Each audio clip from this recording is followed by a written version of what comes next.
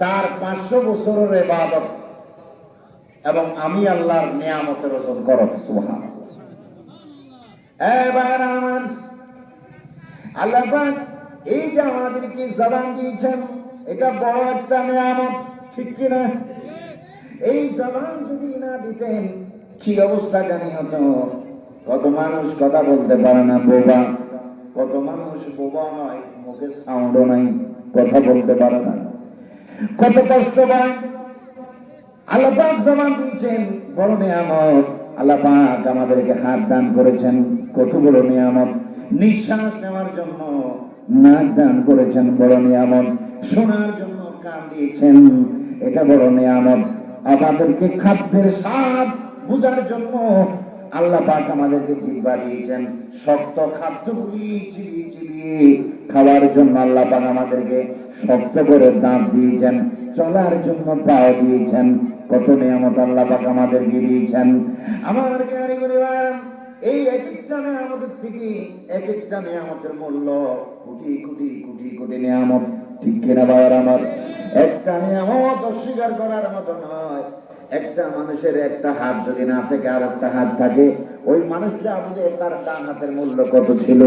একটা মানুষের দুই পায়ের মধ্যে যদি একটা পাও না থাকে, ওই মানুষটা বুঝে তার দোনো পায়ের মূল্য কতটুকু। একটা মানুষের দুই চোখের মধ্যে যদি একটা চোখ না থাকে, ওই মানুষটা বুঝে তার আর একটা চোখের মূল্য কতটুকু, ঠিক কিনা ভাই? বান্দা বলবে, আল্লাহ রে আল্লাহ, আমার তোমার দয়ায় আমি আমার আমলের বিনিময়ে জান্নাতি। আল্লাহ পাক বলবে, ফেরেশতারা আমার এই বান্দার আমল এবং যত নিয়ামত আমি দান করেছি তাকে দুনিয়ার বুকে প্রত্যেকটি নিয়ামতের ওজন এবং তার আমলের হিসাব হোক, ওজন করা হোক, হিসাব করা হোক।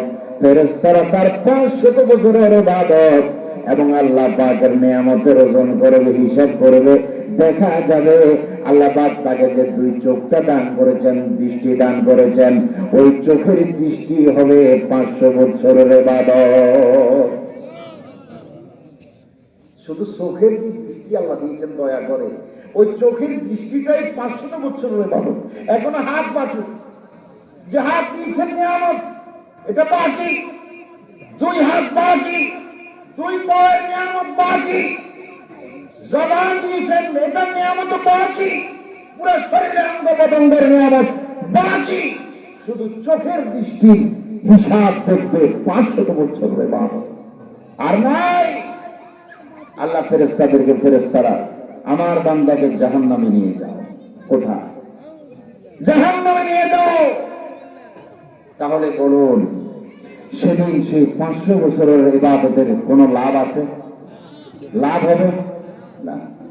শুধু একটু ইবাদতের কঠোর করার কারণে যাও, নিয়ে যাও জাহান্নামে।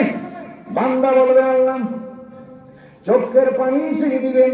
আর বলবেন, রব্বুল আলামিন, আল্লাহ তোমার কাছে আমি ক্ষমা চাচ্ছি, মাফ চাচ্ছি। আল্লাহ মাফ করে দাও, ক্ষমা করে দাও।